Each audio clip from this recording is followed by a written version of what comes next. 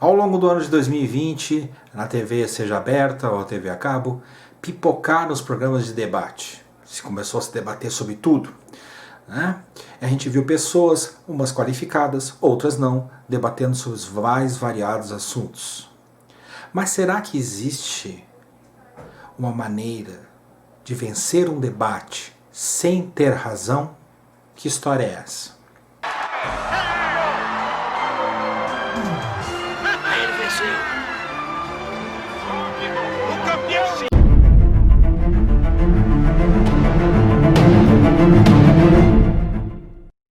Aristóteles, quando escreveu sobre a teoria do discurso, ele disse que existem 4 tipos de discursos. O poético, que é um discurso que não precisa ser provido de fundamentos, nem uma base sólida do que está se dizendo. O retórico, esse sim, com uma base de fundamentos, onde a gente tenta convencer as pessoas com argumentos daquilo que a gente acredita, das nossas teses. A dialética, aonde já temos a presença de um antagônico, ou seja, várias pessoas ou duas pessoas apresentam teorias, teses que são confrontadas em busca de uma tese final da verdade. E por último, a lógica, o discurso lógico, aonde então a gente teria já aprimorado toda a parte de fundamentos, a parte de argumentos, né? Teríamos confrontado as antíteses, as nossas teses, e já teríamos então sintetizado um conhecimento, uma busca da verdade. Na busca da verdade a gente já teria então sintetizado essa verdade. Essas seriam então as quase 4 fases do discurso. Aristóteles ainda falou da sofística, né? Que ele menciona os sofistas, que eram aquelas pessoas na Grécia Antiga que davam discursos em troca de dinheiro, que eles tinham uma preocupação mais com a estética e não muito com o fundamento, não muito com a verdade, né? Era uma coisa mais relativizada, né? E eles usavam muitas premissas falsas, né? Então isso também é falado pelo Aristóteles. Ali no século XIX, na Alemanha, a gente tem 2 figuras, Schopenhauer e o Hegel. Tinha uma treta entre eles.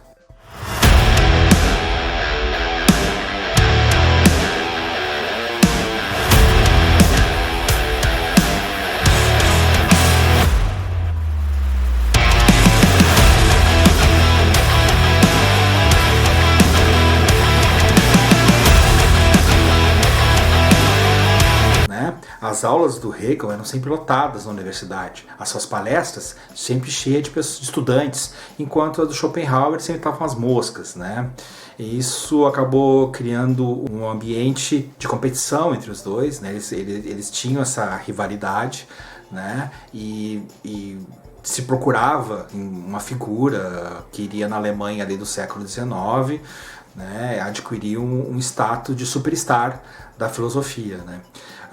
Hegel acabou morrendo antes, então Schopenhauer teve tempo depois da morte do Hegel ainda para correr atrás do prejuízo, né, e solidificar assim a sua posição dentro da filosofia alemã. Dentro dessa rivalidade, Schopenhauer desenvolveu algo que ele chamou da erística de Schopenhauer, né? Isso foi publicado depois da morte dele, ele nunca chegou a usar, né? E vários estudiosos mencionam que ele acabou desenvolvendo isso para os debates com Hegel, né? Mas ele nunca chegou a botar em prática. E até, como eu disse, foi publicado depois da morte dele, né? E o que se trata essa erística de Schopenhauer? São as maneiras de se vencer um debate, são técnicas de vencer um debate sem ter razão. São estratagemas, são estratégias que você pode utilizar quando você vai debater com alguém e a sua preocupação é apenas vencer o debate a todo custo, sem compromisso nenhum com a verdade, tendo que fazer, fazendo o que tiver que fazer. Antes da gente entrar especificamente nesses estratagemas do Schopenhauer, desenvolvidos por ele, é bom a gente ver como é que funciona essa parte de refutação, né? Essa parte de conflito quando a gente tem um debate, né? Às vezes, um debate, você pode refutar a tese, né, do seu oponente, né, a refutação da tese ela pode ser ad hominem, né, ou ad hominem, que é quando você ataca o seu oponente em si, né, você ataca subjetivamente, você não ataca a tese dele, mas ataca a ele, né. E ad rem. Ad rem é quando você ataca, no caso, a tese. O ataque passa a ser objetivo. Você ataca a tese de seu adversário. Você pode fazer um ataque direto, uma refutação direta, é quando você rebate essa tese com outra tese, né? E uma refutação indireta, que é quando você rebate a tese do seu oponente com as consequências da mesma. Então você não ataca diretamente a tese dele, mas ataca as consequências que poderiam vir a surgir se ela fosse verdadeira. Então são só alguns métodos que a gente encontra nos debates e que a gente vai ver mais pra frente, aí quando a gente começar a entrar nos estratagemas, que eles aparecem de novo, tá? Bom, pessoal, eu separei 10 dos estratagemas, são 38 estratagemas, eu separei 10 que são os que eu mais vejo por aí nos debates, tá? Eu vou começar a enumerar eles e dando uma explicada a cada um, ok? Primeiro, ampliação indevida. Ampliação indevida é quando você amplia o espectro daquele assunto que está sendo debatido. Por exemplo, vamos supor que a gente está num debate, duas pessoas estão num debate, e sobre... Agora, recentemente, a gente teve isso sobre a vacina X, né? Nós estamos debatendo sobre a segurança e a eficácia da vacina X. Muito bem. Então, no meio do debate, uma parte apresenta, olha, eu sou contra essa vacina X por isso. E enquanto isso, a outra parte faz uma ampliação indevida. O que ela faz? Ela não tendo como refutar o argumento de seu oponente, que ele é contra a vacina X por motivo tal, ela faz uma ampliação indevida e faz com que o assunto se transforme em seita ou crença anti-vacina, né? Então, por exemplo, ela muda o assunto e começa a falar dos movimentos anti-vacina, que os movimentos anti-vacina são isso, que são aquilo, que eles iniciaram nos anos 70, quando o assunto era uma específica vacina. Então isso o que aconteceu foi uma ampliação indevida. Eu amplio o espectro do debate porque eu não consigo refutar ele pontualmente. Então eu sou obrigado a ampliar a abrangência dele. Outra estratagema seria a manipulação semântica. O que é a manipulação semântica? Às vezes a gente está debatendo assuntos e tem termos, tem expressões, enfim, que a gente não tem um nome técnico. Então a gente se utiliza de metáforas. Então, por exemplo, assim, se eu estou falando sobre um sistema de governo X, né? Quando eu vou falar do sistema de governo, eu uso a metáfora sistema ordem constituída, né? Enquanto que o meu oponente ele usa de metáforas pejorativas, tipo sistema opressor, né? Ou, por exemplo, eu estou falando de um assunto religioso e aí eu uso uma metáfora de crente ou de seguidor de uma determinada religião, enquanto o meu oponente usa metáforas pejorativas, tipo fanático ou desse tipo. Então esse jogo de palavras, né, que seria a manipulação semântica, é quando você tem que utilizar metáforas para determinadas coisas e acaba que fica livre. Então a utilização acaba a gente usando metáforas pejorativas e outros não. Bom, pessoal, seguindo então, tá? Terceiro estratagema seria a condução ao absurdo, né? É quando eu, para poder refutar uma tese, eu acabo atacando ela indiretamente, né? E ataco uma consequência dessa tese, mas eu levo ao absurdo, né? Por exemplo, assim, se algumas pessoas defendem que o limite para a liberdade é o lícito e o ilícito. Então, se está previsto em lei, se existe uma lei positiva que torna aquilo legal, ele pode ser exercido sem problema, né? Aí uma pessoa que seja contrária a essa ideia, ela poderia usar um argumento ad absurdum, né? E dizer, então a gente vai precisar de lei para tudo que existe, porque, por exemplo, vai ter que ter uma lei que diga que a criança de 10 anos não pode dirigir um carro. Vai ter que ter uma lei, entendeu? Então, assim, eu começo a tratar os absurdos das consequências daquela tese para tentar provar de que ela não é verdadeira. Outro estratagema seria o argumento ad hominem, que é aquilo que eu expliquei no início. Eu ataco a pessoa que está no debate e não a sua tese. Então a gente vê muito isso quando aquelas pessoas debatem assim, porque eu defendo tal ideologia, eu defendo o socialismo, eu defendo o comunismo, e aí o oponente diz, então vai morar em Cuba, vai morar na Coreia. Sempre estou atacando a pessoa, eu ataco a pessoa e não a sua tese, né, aquilo que ela está argumentando, eu ataco diretamente ela. Ou digo, eu sou contra o casamento das pessoas, daí então não casa, sabe? Então eu estou atacando a pessoa e não a tese. Ok? Isso também é um estratagema de como vencer o debate sem ter razão. Fuga do concreto para o abstrato. O que é isso? Por exemplo, se a gente está tendo uma discussão a respeito do aborto com X meses, né? Sobre legalização de aborto com 4 meses, com 5 meses, sei lá, de gestação, né? Isso é um ponto, é uma coisa bem específica que nós estamos discutindo, né? Uma coisa bem concreta.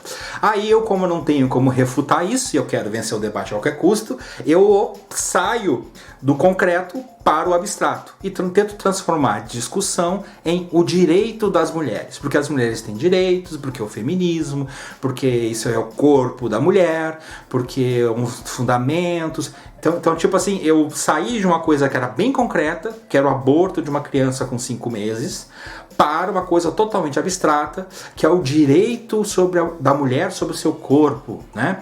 Então isso também seria um dos estratagemas, né, para vencer o debate sem ter razão. Bom, pessoal, seguindo então, né, outro estratagema seria provocar a raiva. Isso a gente vê muito naquelas comissões do Senado, da Câmara, né? Se você botar naqueles canais, tem aquelas... Antigamente tinha aquelas comissões, a galera ficava discutindo e tal. Então era muito comum assim, tipo, o cara falava, ficava lá falando, todo mundo ouvindo. Aí ele falava, seu deputado fulano, vossa excelência, ele ficava falando. Aí quando chegava a vez daquela pessoa que foi citada a falar, ele não deixava a pessoa falar. Ele começa a interromper a pessoa, começa a comentar as coisas que ela diz, ou seja, ele está interessado em fazer com que ela fique descontrolada, ele quer provocar raiva naquela pessoa, ele quer impedir que ela apresente seus argumentos. Ou seja, quando ele apresentou os argumentos, ela ficou quieta. Agora que ela apresenta os argumentos dela, ele vai interferir, porque ele não quer que ela consiga, né, transmitir a sua ideia. Ele quer que ela perca o tempo de fala dessa pessoa, contra-atacando ele, reagindo a ele. Então isso seria o estratagema de provocar raiva. Outro, rótulo odioso. O que é o rótulo odioso? É a gente tentar colar os rótulos naquelas pessoas, né? Mais um ataque ad hominem. Então a gente está atacando o debatedor e não a tese. Então a gente fica insistindo, repetindo um rótulo o tempo inteiro para tentar colar nele, né, para tentar desacreditar ele na hora do debate. Por exemplo, fascista, comunista, entendeu? A gente está colando um rótulo, não interessa se é ou não é, não importa, eu tenho que colar um rótulo qualquer. Mentiroso, sei lá, né? Eu tenho que colar um rótulo porque eu preciso enfraquecer, né, os argumentos dele, eu não consigo isso discutindo, então o que eu faço? Tento colar um rótulo. Argumento ad auditores. O que seria isso? É quando a gente está num debate e, por exemplo, a outra parte apresenta, né, uma teoria, né, por exemplo, sobre a crosta terrestre se formou porque o magma era aquecido a X graus e isso solidificou formando a crosta, blá, blá, blá, tá. E eu sou outra parte, eu sei que aquilo ali é verdade, mas eu quero atacar meu oponente. O que eu faço? Eu faço um comentário maldoso, digo, mas então se fosse isso, a água teria evaporado.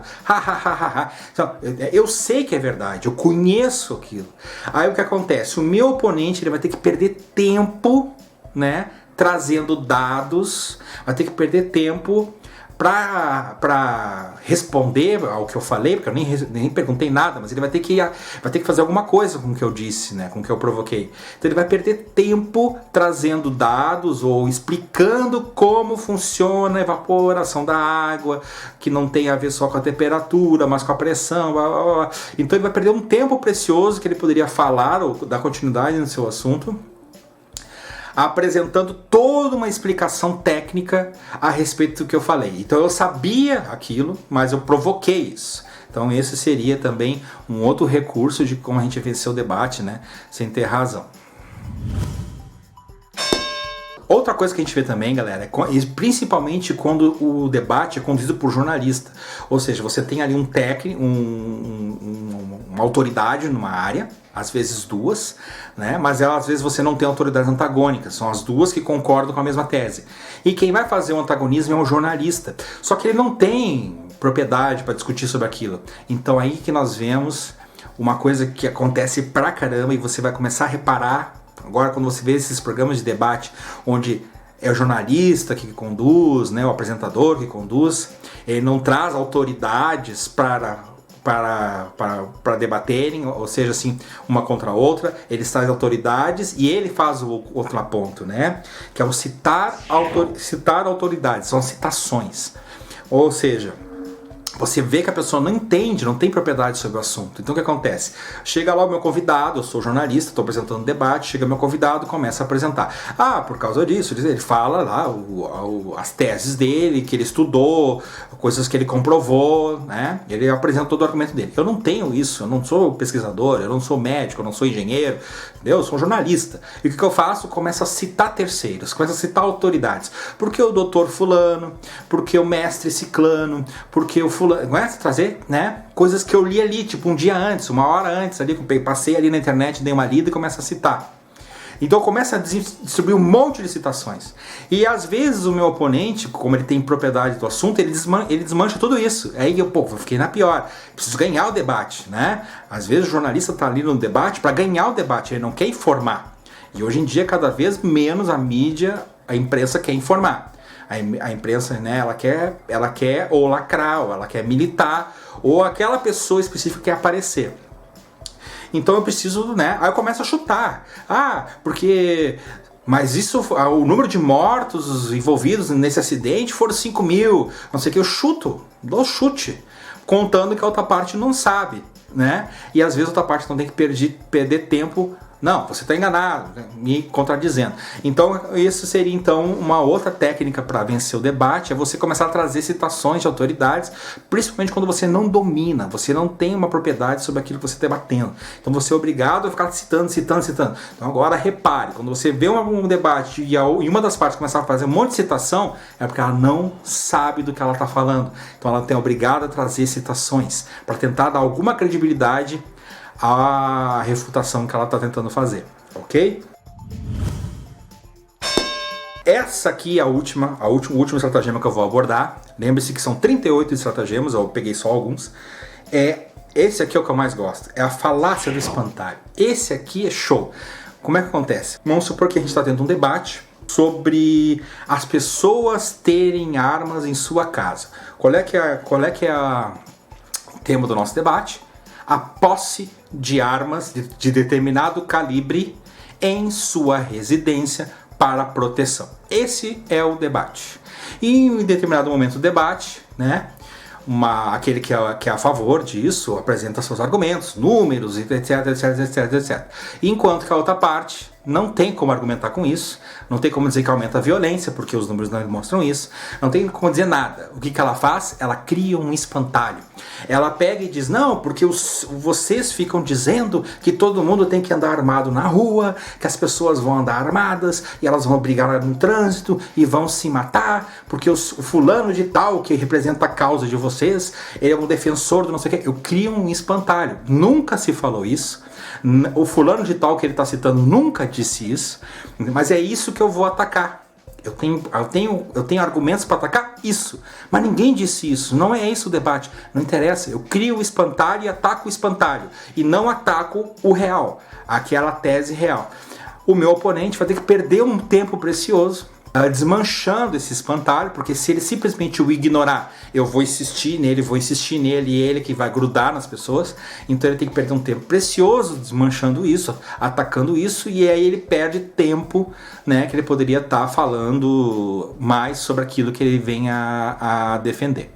Bom, então galera, são esses alguns estratagemas que eu coloquei para vocês, como tem vários. Eu vou deixar na descrição livros, tá? O livro da Heurística do Schopenhauer, que tem todo o trabalho dele. Tem um livro do Olavo de Carvalho, que é o mesmo material do Schopenhauer, mas comentado. E também vou deixar o link de um livro da Teoria do Discurso do Aristóteles, tá?